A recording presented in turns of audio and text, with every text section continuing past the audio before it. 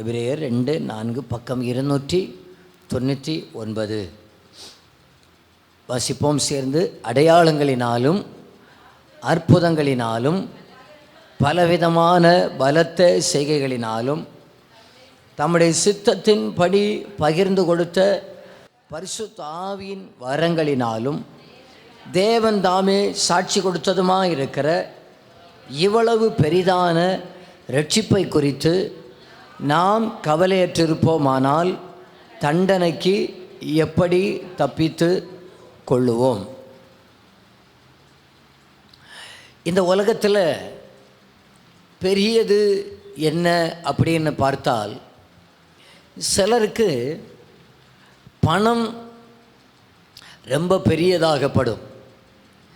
இன்னும் சிலருக்கு பதவிதான் எனக்கு ரொம்ப பெரியது என்று சொல்லுவார்கள். இன்னும் சிலருக்கு அவர்களுடைய பட்டம்தான் பெரியது என்று சொல்லுவார்கள். இன்னும் சிலருக்கு தங்களுடைய சொத்து தான் பெரியது என்று சொல்லுவார்கள். எல்லாரும் என்னை கவனியுங்கள். இந்த உலகத்தில் மனிதனாக பிறந்த ஒரு மனுஷனுக்கு எது பெரியது என்று சொன்னால், பைபிளின் அடிப்படையில் ஒரு மனிதனுக்கு ரட்சிப்பு தான் பெரியது என்பதை புரிந்து கொள்ள வேண்டும். நீங்கள் ஒருவேளை ஏதோ ஒரு பிரச்சனையின் மத்தியில் நீங்கள் ஆராதனைக்கு நீங்கள் வந்திருக்கலாம். எங்கள் வாழ்க்கையில் ரொம்ப கடன் பிரச்சனை, ஆகையினால நாங்கள் ஆண்டவரை தேடி வருகிறோம் என்று நீங்கள் சொல்லலாம். அல்லது நாங்கள் ரொம்ப பலவீனப்பட்டு வியாதியில் இருக்கிறோம், அதற்காக நாங்கள் ஆண்டவரை தேடி வருகிறோம் என்று நீங்கள் சொல்லலாம். அல்லது நாங்கள் பிசாசுடைய பிடியிலே கட்டப்பட்டிருக்கிறோம், ஆகையினால் அதனுடைய விடுதலைக்காக நாங்கள் ஆண்டவரை ஆராதிக்க வருகிறோம் என்று நீங்கள் சொல்லலாம். ஆனால் ஆண்டவருடைய நோக்கம் என்பது உங்களுடைய நோய் மாறுவதும், உங்களுடைய பிரச்சனை மாறுவதும், உங்களுடைய பலவீனம் மாறுவதும் மட்டும் அல்ல.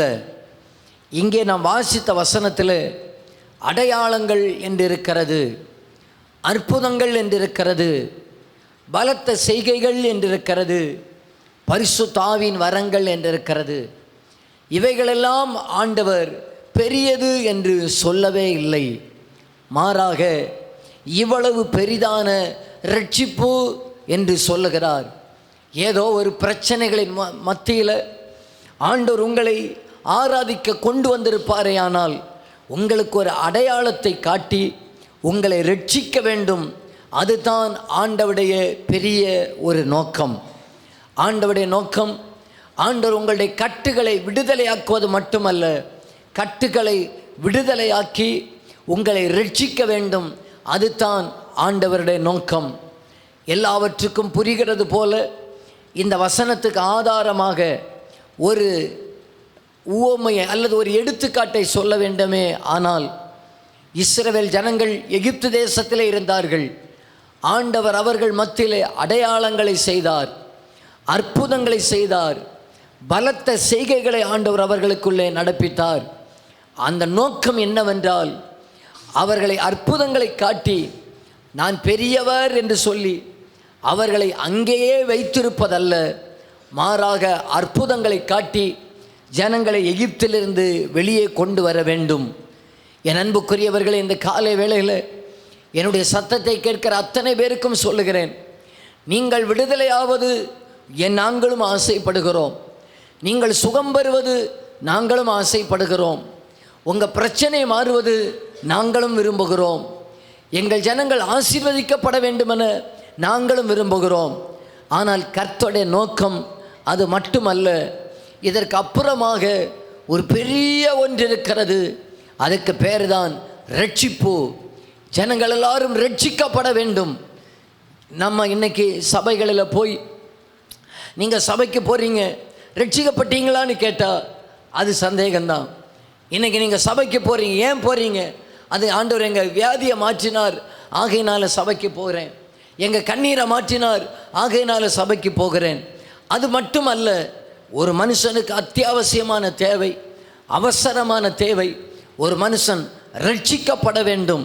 அதுதான் ஆண்டவருடைய விலையேற பெற்ற நோக்கமும் விலையேறப்பட்ட திட்டமுமாக இருக்கிறது. ரட்சிப்புக்கு 3 படிகள் உண்டு. ஒன்று கடந்த கால ரட்சிப்பு, அல்லது பாவத்திலிருந்து ஆண்டவர் நம்மை ரட்சிக்கிறார்.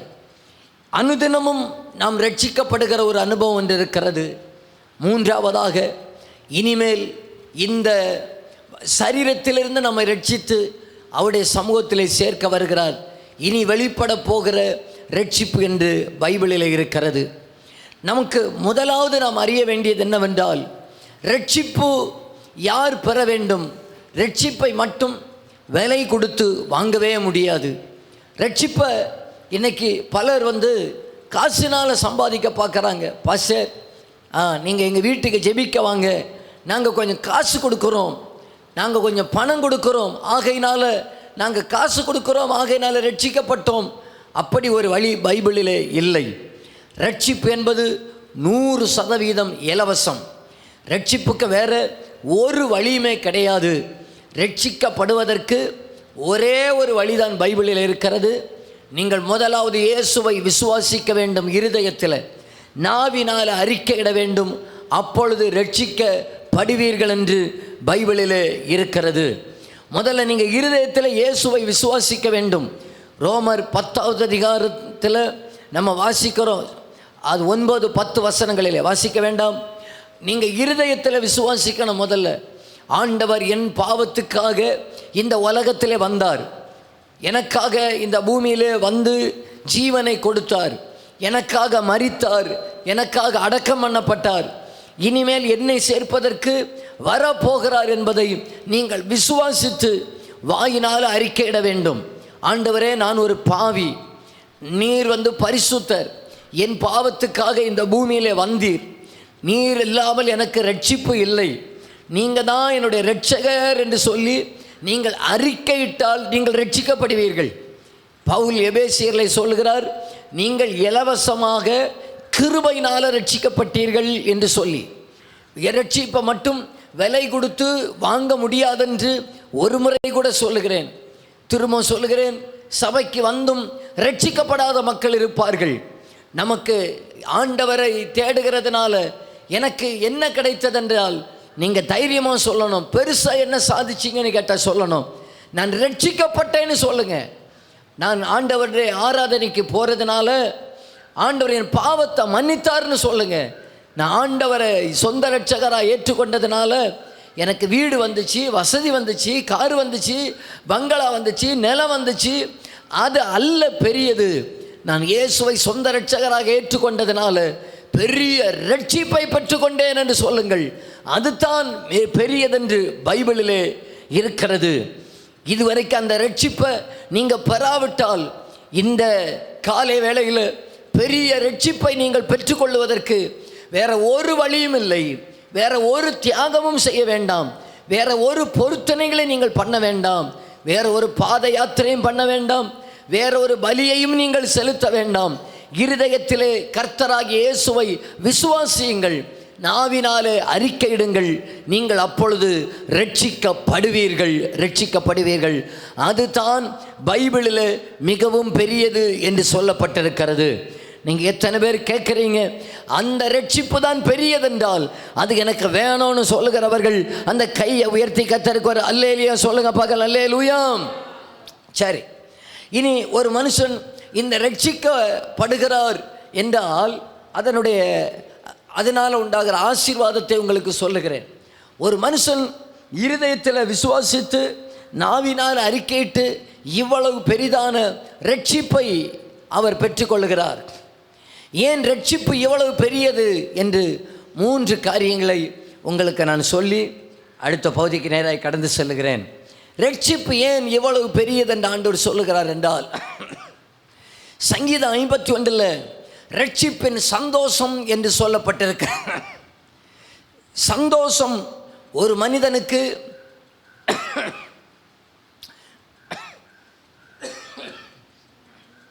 இந்த ரட்சிப்பினால தான் கொடுக்க முடியும். ஒரு மனுஷனுக்கு இந்த உலகத்தில் பிறந்தவன் பாவம் செய்ததினால சந்தோஷத்தையும் சமாதானத்தையும் ஒரு மனுஷன் இழந்து நிற்கிறான். பாவி என்று இந்த உலகத்தில் பிறக்கிறதுனால ஒரு மனுஷனுக்கு சந்தோஷம் இல்லை, ஒரு மனுஷனுக்கு சமாதானம் இல்லை, ஒரு மனுஷனுக்கு சந்தோஷத்தை கொடுக்கக்கூடிய ஒரு இடம்தான் ரட்சிக்கப்படுகிறதான அந்த நாள். அவருடைய 1000 பிரச்சனை இருக்கலாம், 1000 தேவைகள் இருக்கலாம். ஆனால் அதன் மத்தியிலையும் ஒரு மனுஷன் சந்தோஷத்தோடு வாழ வேண்டுமே ஆனால் அந்த மனுஷன் ரட்சிக்கப்படணும். அந்த மனுஷன் ரட்சிக்கப்பட்டால் அவர்களை ஆண்டவர் ரட்சிப்பின் சந்தோஷத்தினால நிரப்புகிறார். எந்த காசு கொடுத்தாலும், எந்த பணம் கொடுத்தாலும் வாங்க முடியாத ரட்சிப்பின் சந்தோஷத்தினால ஆண்டவர் நம்மை முதலாவது நிரப்புகிறவராக இருக்கிறார். நீங்கள் எத்தனை பேர் சொல்லுகிறீங்க அந்த ரட்சிப்பின் சந்தோஷத்தை நான் உணர்ந்திருக்கிறேன்னு சொல்லுகிறவங்க கையை உயர்த்தி கர்த்தருக்கு ஒரு ஆமேன்னு சொல்லுங்க பார்க்கலாம். ஆமேன். உலகத்தில் எல்லாருக்கும் பிரச்சனை உண்டு, எல்லாருக்கும் பிரச்சனை உண்டு. பிரச்சனை இல்லாத மனுஷனே கிடையாது. இப்போ ரட்சிக்கப்பட்டவங்களுக்கு உண்டு, ரட்சிக்கப்படாதவங்களுக்கு உண்டு.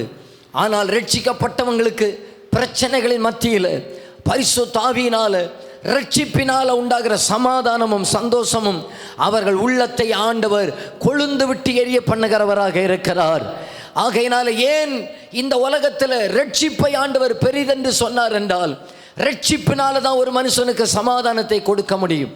ஒரு மனுஷனுடைய தன்னுடைய வாழ்நாளில் சந்தோஷத்துக்காகவே பல லட்சங்களை செலவு பண்ணுகிறான் என்று கருத்து கணிப்பிலே சொல்லுகிறது. ஒரு மனிதனுடைய சம்பாத்தியத்தில் பெரும்பகுதியை அவன் சமாதானத்தை சம்பாதிப்பதற்காகவே செலவு பண்ணி கொண்டிருக்கிறானாம், சந்தோஷத்தை சம்பாதிப்பதற்காகவே செலவு பண்ணி கொண்டிருக்கிறானாம். ஆனால் இந்த சந்தோஷமும் சமாதானமும் பணத்திலே அல்ல, பொருளிலே அல்ல, ஒரு மனிதனுடைய ரட்சிப்புக்குள்ளே ஆண்டவர் வைத்திருக்கிறார். ஆகையினால ரட்சிப்பு என்பது ஒரு மனிதனுக்கு பெரியதாக இருக்கிறது. திரும்பவும் சொல்லுகிறேன், இன்றைக்கு நம்ம அநேகர் சபைக்கு வருகிறோம், ஆனால் ரட்சிப்பு என்பது இல்லை, ரட்சிப்பின் சந்தோஷம் என்பது இல்லை. ஏன்? சபைக்கு வந்து ஆண்டவர் தலைவேதனை மாற்றுவார், கைவேதனை மாற்றுவார், கால் வேதனை மாற்றுவார். இதை மட்டுமே நம்ம கண்டுவிட்டோம். இதற்கு அப்புறமாக அதைவிட பெரியதை ஒன்றை ஆண்டவர் கொடுக்கிறார். அதுதான் ரட்சிப்பு, அதுதான் ரட்சிப்பு. நாம் எல்லாரும் பாவிகள், இந்த உலகத்தில் பிறந்த அத்தனை பேரும் பாவிகள், பாவிகள் என்று தான் பைபிள் சொல்லுகிறது. நம்ம எல்லாரும் பாவம் செய்து தேவ மகிமை அற்றவர்களாக ஆனோம் என்று பைபிள் சொல்லுகிறது. இந்த உலகத்தில் மனுஷனாக பிறந்த ஒரு மனிதன் பாவிதான் என்று பைபிள் சொல்லுகிறது. பாவியாய் பிறந்த ஒரு மனுஷனுக்கு ரட்சிப்பு எங்கே இருந்து கிடைக்கிறது என்றால் இரட்சகரிடத்திலிருந்து கிடைக்கிறது. அந்த இரட்சகர் யார் என்றால் நாம் ஆராதிக்கிற இயேசுதான் இரட்சகர். வானத்தின் கீழே பூமிக்கு மேலே மனுஷர்களுக்குள்ளே ரட்சிக்கப்படுவதற்கு மட்டும் வேறே ஒரு நாமம் கிடையவே கிடையாது. 33 கோடி தெய்வங்கள் என்று தேவர்கள் என்று இருக்கலாம், ஆனால் இரட்சகர் ஒரே ஒருவர் தான் உண்டு. அது நம்முடைய இரட்சகராகிய இயேசு கிறிஸ்து ஒருவர் மட்டும்தான். இரட்சகர் இயேசு ஒருவர் மட்டும்தான். ஒருவேளை நீங்கள் இந்த காலை வேளையில் எனக்கு வியாதி மாறணும், என் பிரச்சனை மாறணும்னு சொல்லி நீங்கள் வந்திருக்கலாம். நீங்கள் அதை மாற்றி வையுங்கள், 2ஆம் கட்டமாக வையுங்கள். அதன் மத்தியில் ரட்சிப்பை கேளுங்கள். உங்கள் பிரச்சனையின் மத்தியிலே உங்களை தாங்குகிறேன் ரட்சிப்பின் சந்தோஷத்தால் ஆண்டவர் உங்களை நிரப்புகிறவராக இருக்கிறார். இன்றைக்கு இந்த ரட்சிப்பையும் பரலோக ராஜ்யத்தையும் பணம் கொடுத்து வாங்க தேடுகிறவர்கள் அநேகர் இருக்கிறார்கள். காசினால் சம்பாதிப்பதற்கு முயற்சி செய்கிறவர்கள் அநேகர் இருக்கிறார்கள். பணத்தினால இதை சம்பாதிக்கவே முடியாது. ஏனென்றால் ரட்சிப்பு விலையேற பெற்றது. ரட்சிப்பு என்பது விலையேற பெற்றது. அதற்கு யாரும் விலையை நிர்ணயிக்கவே முடியாது. அதற்கு யாரும் பணத்தை நிர்ணயிக்க முடியாது. அதற்கு ஒரு மதிப்பை யாராலும் நிர்ணயிக்க முடியாது. ரட்சிப்பு விலையேற பெற்றது, விலையேற பெற்றது. எத்தனை பேர் சொல்லுகிறீங்க இந்த காலை வேளையில் ரட்சிப்பு தான் பெரியது என்று சொன்னால் அந்த சந்தோஷத்தால் ஆண்டவர் என்ன நிரப்பணும்னு சொல்லுகிறவர்கள் 2 கைகளை தட்டி அப்பாவை ஒரு நிமிடம் துதிங்க பார்க்கலாம். ரட்சிப்பு தான் பெரியது, ரட்சிப்பின் சந்தோஷம் தான் பெரியது என்றால் எல்லாரும் வாயை திறந்து சொல்லுங்க, ரட்சிப்பின் சந்தோஷத்தால் ஆண்டவர் என்னை நிரப்புவீராக. ரட்சிப்பின் சந்தோஷத்தால் ஆண்டவர் என்னை ஆளுகை செய்யும்படியாக நாங்கள் வேண்டுகிறோம். நான் நம்புகிறேன் இந்த காலை வேளையில் ஆண்டவர் நம்மை ரட்சிப்பின் சந்தோஷத்தால் நிரப்பி அனுப்புவாராக, ரட்சிப்பின் சந்தோஷத்தால் நிரப்பி அனுப்புவாராக. சிலருக்குள்ள ரட்சிக்கப்பட்ட அந்த நாள், ஞானஸ்நானம் பெற்ற அந்த நாளில் ஒரு பெரிய ஒரு சந்தோஷம் இருக்கும். ஆனால் அந்த சந்தோஷம் போக போக இழந்திருப்பார்களே. ஆனால் சங்கீதக்காரன் கதறினது போல, உம்முடைய இரட்சண்யத்தின் சந்தோஷத்தை திரும்ப எனக்கு தாரும் என்று கேட்டால், ஆண்டவர் இந்த காலை வேளையில் திரும்ப நமக்கு அந்த சந்தோஷத்தை தந்து அனுப்புவாராக, திரும்ப அந்த சமாதானத்தை தந்து அனுப்புவாராக. நீங்கள் ஒரு மனுஷனுக்கு இயேசுவை பற்றி சொல்லணும்னு நினச்சிங்கன்னா, உங்கள் உங்கள் உங்கள் நோயை மாற்றுவார், உங்கள் கட்டுகளை உடைப்பார் என்று சொல்லுகிறத விட இயேசு உங்களை ரட்சிப்பார் என்று சொல்லுங்க. அதைத்தான் கர்த்தர் விரும்புகிறார். ரட்சிப்பு தான் முக்கியங்க, ரட்சிப்பு தான் முக்கியம். என் நோய் மாறாமல் செத்து போயிட்டா கூட நான் பரலோகத்துக்கு போயிடுவேன். ஆனால் என்னுடைய நோய் மாறி நான் ரட்சிக்கப்படாவிட்டா நான் பரலோகத்துக்கு போக முடியாதுங்க. ஆகையினால என் நோயை விட, என் சுகத்தை விட என்னுடைய ரட்சிப்பு தான் பெரியதென்று இப்போ நான் புரிஞ்சு கொள்ளுகிறேன்னு சொல்லுகிறவங்க இருக்கிறீங்களா? அவங்க அந்த கையை உயர்த்தி வராமேன்னு சொல்லுங்க பார்க்கலாம். இப்போ எத்தனை பேர் சொல்லுகிறீங்க அந்த ரட்சிப்பை எனக்கு தந்த ஆண்டவருக்கு சோத்திரம்னு சொல்லுகிறவங்க அந்த வலது கரத்தை உயர்த்துங்க பார்க்கலாம். நன்றி ஆண்டவரே, அந்த ரட்சிப்பை எனக்கு தந்தீரே ஆண்டவரே. ஹல்லேலூயா. விலையேற பெற்ற இரத்தத்தால் விடுதலை கொடுத்தீர். விலையேற பெற்ற இரத்தத்தால் விடுதலை கொடுத்தீர். ராஜாக்களாக லேவியராக உமக்கென தெரிந்து கொண்டீர். சொல்லுங்க. ராஜாக்களாக லேவியராக உமக்கென தெரிந்து கொண்டீர். ஆராதனை ஆராதனை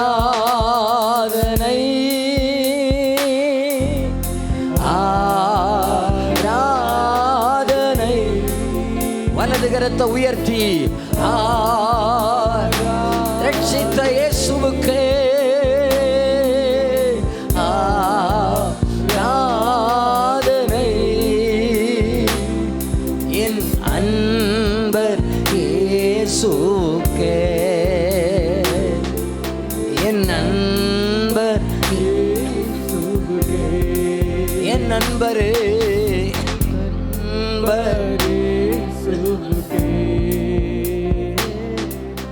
என் நண்பர்.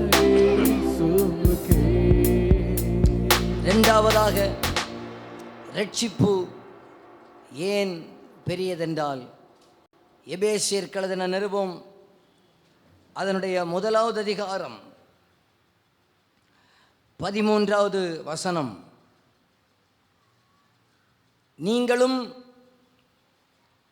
உங்கள் இரட்சிப்பின் சுவிசேஷமாகிய சத்திய வசனத்தை கேட்டு விசுவாசிகளான போது, வாசிங்க, சேர்ந்து வாசிங்க பார்க்கலாம், இணைந்து. நீங்களும் உங்கள் இரட்சிப்பின் சுவிசேஷமாகிய சத்திய வசனத்தை கேட்டு விசுவாசிகளான போது வாக்குத்தத்தம் பண்ணப்பட்ட பரிசுத்த ஆவியினால் அவருக்குள் முத்திரை போடப்பட்டீர்கள்.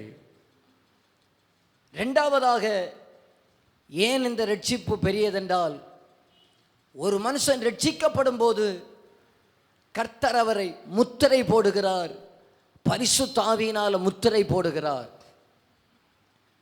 முத்திரை ஒரு 3-4 விளக்கங்கள் இந்த முத்திரை குறித்து சொல்லப்பட்டிருக்கிறது. முதலாவது, ஒரு முத்திரை அப்படின்னு சொன்னால், இந்த கீபோர்டில் இந்த கம்பெனியுடைய முத்திரை இருக்கிறது, யமஹான்னு இருக்கிறது. இந்த மைக்கில் இந்த கம்பெனியுடைய முத்திரை இருக்கிறது. இந்த ஸ்பீக்கரில் இந்த கம்பெனியுடைய முத்திரை இருக்கிறது. இந்த கேமராவில் அதோடைய கம்பெனியுடைய முத்திரை இருக்கிறது. என்னை கவனிங்கள். நீங்கள் நானும் ரட்சிக்கப்பட்ட போது முத்திரை போடப்பட்டோம். எப்படி முத்திரை போடப்பட்டோம் என்றால், இவர்கள் எனக்குரியவர்கள் என்கிற முத்திரையை கர்த்தர் நம்ம மேலே வைத்திருக்கிறார். அல்லேலூயா. எத்தனை பேர் அவர் ஆமேன்னு சொல்லுகிறீங்க? ஆமேன்னு சொல்லுங்க பார்க்கலாம். இன்னும் புரிகிறது போல சொல்லுகிறேன். வெளிப்படுத்தின விசேஷ புத்தகம் 22வது அதிகாரம் அதனுடைய 4வது வசனம்.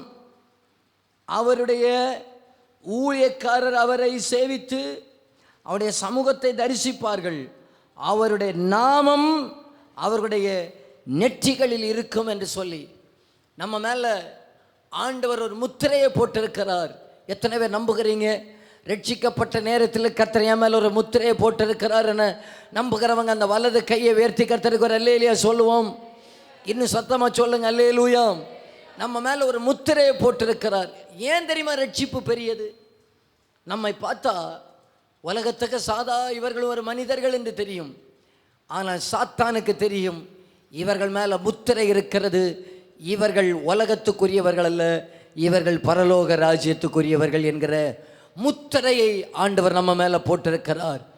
இந்த முத்திரை நித்திய ராஜ்யத்துக்குரியவன் என்கிற முத்திரையை எனக்கு கொடுத்தது எது என்று சொன்னால் ரட்சிப்பு தான் கொடுத்தது. ஆகையினால் ரட்சிப்பு என்பது விலையேற பெற்றதாக இருக்கிறது, விலையேற பெற்றதாக இருக்கிறது. ரெண்டாவதாக ஒரு முத்திரை போடப்படும். முத்திரை அது என்னவென்றால், நம்ம ரோட்டில் எல்லாம் பார்த்துருப்போம், மரங்கள், கவர்மெண்ட் மரம் இருக்கும், அரசாங்கத்துடைய மரம். அந்த மரத்திலெல்லாம் ஒரு முத்திரையை போட்டு குச்சி இருப்பார். அது நடு ரோட்டில் தான், சில ரோட்டுக்கு சைட்லலாம் வந்து நிற்கும். யாரும் அதை எடுக்க முடியாது, யாரும் அதை தொட முடியாது. ஏன் தெரியுமா? அதில் ஒரு முத்திரைக்கு தான் பவர். இது அரசுக்குரியது, இது நமக்குரியதல்ல, அது அரசுக்குரியது என்கிற முத்திரை. அதே போல் ரெண்டாவதாக ஆண்டவர் நமக்கு ரட்சிப்பினால, ரட்சிக்கப்பட்டதுனால, பரிசுத்த ஆவியினால நமக்கு ஒரு முத்திரையை தந்திருக்கிறார். அந்த முத்திரை என்ன செய்கிறது என்றால், சத்துருவுக்கு நம்மை அடையாளப்படுத்தும். சாத்தானே, நீ இவர்களை தொட முடியாது, ரட்சிக்கப்பட்ட தனத்தை தொட முடியாது என்கிற முத்திரையை அவர் பரிசுத்த ஆவியினால் வைத்திருக்கிறவராக இருக்கிறார். அந்த அறிக்கையை அந்த வலது கரத்தை உயர்த்தி நீங்கள் சொல்லுங்க பார்க்கலாம். கர்த்தர் என்னை ரட்சித்திருக்கிறபடியினால் இனி சாத்தானனை தொட முடியாது. அதை அவங்க நாவினால் அறிக்கையிடுங்க பார்க்கலாம். உங்கள் வலது கரத்தை உயர்த்தி சொல்லுங்க, ஹல்லேலூயா, ஹல்லேலூயா. நான் ஆண்டவரை சொந்த இரட்சகராக ஏற்றுக்கொண்டிருக்கிறது படியினால் சாத்தான் என்னை தொட முடியாது, அவர் என்னை முத்திரை போட்டிருக்கிறார். பாவம் என்னை தொட முடியாது, என்னை முத்திரை போட்டிருக்கிறார். சத்தருடைய வல்லமையிலிருந்து அவர் என்னை பாதுகாக்கிறவராக இருக்கிறார். ஏன் தெரியுமா ரட்சிப்பு பெரியது? என் மேலே ஒரு முத்திரை இருக்கிறது. அவர் ஆமென் சொல்லுங்க பார்க்கலாம். ஹல்லேலூயா. நான் மூன்றாவது ஒரு காரியத்தை சொல்லி முடிக்கிறேன். ஸ்தோத்திரம். மூன்றாவதாக ஏன் இந்த ரட்சிப்பு பெரியது பெரியது என்று சொல்லுகிறோம்? நமக்கு ஒருவேளை இன்றைக்கு நம்முடைய நிலைமை நமக்கு தெரியாது. இன்றைக்கு நம்ம போய்கொண்டிருக்கிற பாதைகள் நெருக்கத்தின் பாதைகளாக இருக்கலாம். ஆனால் ரட்சிக்கப்பட்டவர்களுக்காக ஆண்டவர் ஒரு பரலோக ராஜ்யத்தை ஆயத்தப்படுத்தி வைத்திருக்கிறார். ரட்சிக்கப்படுகிறவர்கள் இனி ஒரு பெரிய ஒரு நித்திய ஆக்கினை என்கிற நரகம் இருக்கிறது. அந்த நரகத்துக்கு தப்பு வைக்கப்படுவார்கள் ரட்சிக்கப்பட்டவர்கள். ரட்சிக்கப்பட்டவர்கள் இனி ஒரு உபத்திரவ காலம் என்று வரப்போகிறது. அந்த உபத்திரவ காலத்துக்கு தப்பு வைக்கப்படுவார்கள். ரட்சிக்கப்பட்டவர்கள் இனி ஒரு கோபத்தின் காலம் என்று வரப்போகிறது. அந்த கோபத்தின் காலத்துக்கு தப்பு வைக்கப்படுவார்கள். ரட்சிக்கப்பட்டவர்கள் மட்டுமே காப்பாற்றப்படுவார்கள். ஆகையினால கர்த்தர் நமக்கு தந்த ரட்சிப்பு பெரியதாக இருக்கிறது. எத்தனை பேர் எனக்கு புரியுதுன்னு சொல்லுகிறவங்க, ஆண்டவர் எனக்கு தந்த ரட்சிப்பு பெரியதுன்னு புரிகிறவன்னு சொல்லுகிறவங்க அந்த வலது கரத்தை உயர்த்தி வர அல்லேலூயா சொல்லிடுங்க பார்க்கலாம். இன்னும் சத்தமாக அந்த கைகளை அசைச்சு வர ஆமென். வெளிப்படுத்தின விசேஷ புத்தகம் 21வது அதிகாரம் 21வது வசனத்திலிருந்து எல்லாரும் வாசிக்க போகிறோம். நம்ம பல நேரத்தில் நரகத்தை மட்டும்தான், நரகம் வேதனையானது வேதனையானது வேதனையானது அறிந்து கொண்டோம். ரட்சிக்கப்பட்டவர்களுக்கு ஆண்டவர் வைத்திருக்கிற பரலோகத்தை குறித்து நான் இப்பொழுது காட்டுகிறேன். வெளிப்படுத்துகிற விசேஷ புத்தகம் 21வது அதிகாரம் 21வது வசனத்திலிருந்து வாசியுங்கள். 12 வாசல்களும் 12 முத்துக்களாயிருந்தன. ஒவ்வொரு வாசலும் ஒவ்வொரு முத்தாயிருந்தது. நகரத்தின் வீதி தெளிவுள்ள பளிங்குகள் போல சுத்த பொன்னாயிருந்தது. அதிலே தேவாலயத்தை நான் காணவில்லை. சர்வ வல்லமையுள்ள தேவனாகிய கர்த்தரும் ஆட்டுக்குட்டியானவருமே அதற்கு ஆலயம். நகரத்திற்கு வெளிச்சம் கொடுக்க சூரியனும் சந்திரனும் அதற்கு வேண்டுவதில்லை. தேவனுடைய மகிமையே அதை பிரகாசிப்பித்தது. ஆட்டுக்குட்டியானவரே அதற்கு விளக்கு. ரட்சிக்கப்படுகிற ஜனங்கள் அதன் வெளிச்சத்திலே நடப்பார்கள். பூமியின் ராஜாக்கள் தங்கள் மகிமையின் கனத்தை அதற்குள்ளே கொண்டு வருவார்கள். அங்கே ராக்காலம் இல்லாதபடியால் அதன் வாசல்கள் பகலில் அடைக்கப்படுவதே இல்லை. உலகத்தாருடைய மகிமையையும் கனத்தையும் அதற்குள்ளே கொண்டு வருவார்கள். தீட்டுள்ளதும் அருவருப்பையும் பொய்யையும் நடப்பிக்கிறதும் அதில் பிரவேசிப்பதில்லை. ஆட்டுக்குட்டியானவரின் ஜீவ புஸ்தகத்தில் எழுதப்பட்டவர்கள் மாத்திரம் அதில் பிரவேசிப்பார்கள். அடுத்த அதிகாரம் 3வது வசனத்திலிருந்து, இனி ஒரு சாபமும் இராது. தேவனும் ஆட்டுக்குட்டியானவருமாய் இருக்கிற சிங்காசனம் இருக்கும். அவருடைய ஊழியக்காரர் அவரை சேவித்து அவருடைய சமூகத்தை தரிசிப்பார்கள். அவருடைய நாமம் அவருடைய நெற்றிகளில் இருக்கும். அங்கே ராக்காலம் இராது. விளக்கும் சூரியனுடைய வெளிச்சமும் அதற்கு வேண்டுவதில்லை. தேவனாகிய கர்த்தரே அவர்கள் மேல் பிரகாசிப்பார். அவர்கள் சதா காலமும் அரசாளுவார்கள். போதும். இங்கே இதை பழைய ஏற்பாட்டில் ஏசாயா விளக்குகிறதை உங்களுக்கு சொல்லுகிறேன். ஏசாயா 35:10. ஏசாயா 35:10. கர்த்தரால் மீட்கப்பட்டவர்கள் திரும்பி ஆனந்த களிப்புடன் பாடி சீயோனுக்கு வருவார்கள். நித்திய மகிழ்ச்சி அவர்கள் தலையில் மேல் இருக்கும். சஞ்சலமும் தவிப்பும் ஓடிப்போம். சஞ்சலம் தவிப்பும் ஓடிப்போம். ஏன் தெரியுமா ரட்சிப்பு பெரியது? ஏன் தெரியுமா ரட்சிப்பு விலையேறப்பெற்றது? ஏன் தெரியுமா ரட்சிப்பு தான் இந்த உலகத்தில் மேன்மையானது? அந்த ரட்சிப்புக்கு முன்னால் வேற ஒன்றும் ஈடாகாது. ரட்சிக்கப்பட்டவர்கள் பரலோகத்தில் நடப்பார்கள் என்று சொல்லப்பட்டிருக்கிறது.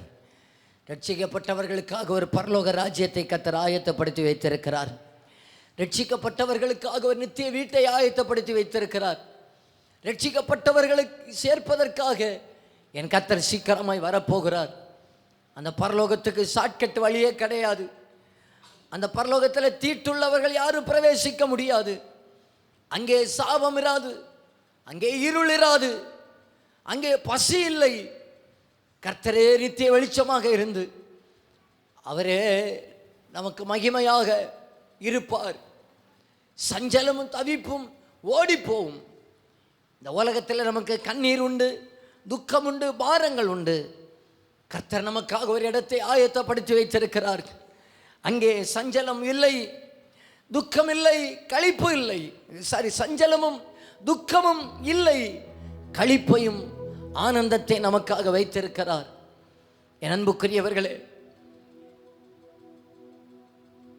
இந்த ஒரு பிள்ளை இங்கே வசனம் சொல்லிச்சு, யாருன்னு தெரியல. கர்த்தருடைய சித்தத்தின்படி செய்கிறவர்களே தாயும் தகப்பனமா இருப்பாங்கன்னு. அதே மத்தேயுவில் இருக்கிறது, கர்த்தருடைய சித்தத்தின்படி செய்கிறவர்களே பரலோகத்தில் இருப்பார்கள் என்று சொல்லி. ஆண்டுடைய சித்தம் என்ன? எந்த மனுஷன் ரட்சிக்கப்படணும், அதுதான் ஆண்டுடைய சித்தமாக இருக்கிறது. நான் திரும்ப கேட்கிறேன், நாம எதற்காக ஆண்டவரை தேடுறோம்?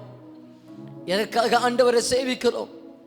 எதற்காக ஆண்டவர் ஆராதிக்கணும்? எதற்காக இங்க பாடுறோம்? சில நேரத்தில் நமக்கு பாட்டு வரல, ஆராதனை வரல. ஏன் தெரியுமா வரல? ஏன் தெரியுமா பாட்டு வரல, ஆராதனை வரல? ஆண்டவர் எனக்கு இப்படி செய்யாம போயிட்டாரு, எனக்கு பணம் கொடுக்காம போயிட்டாரு, என்னை இப்படி பண்ணிட்டாருன்னு சொல்லி நமக்கு ஆராதனை வரல. ஆண்டவர் இந்த உலகத்தில் தர வீடும் ஆசியும் பணமும் சொத்தும் பார்த்து அல்ல நாம் ஆராதிக்க வேண்டியது. நாம் ஆராதிக்க வேண்டியது கர்த்தர் என்னை ரட்சித்தார், பாவியாக இருந்த என்னை மீட்டு கொண்டார், என் மேல ஒரு முத்திரையை போட்டிருக்கிறார், நான் பரலோகத்துக்குரியவன் என்கிற அந்தஸ்தை தந்திருக்கிறார்.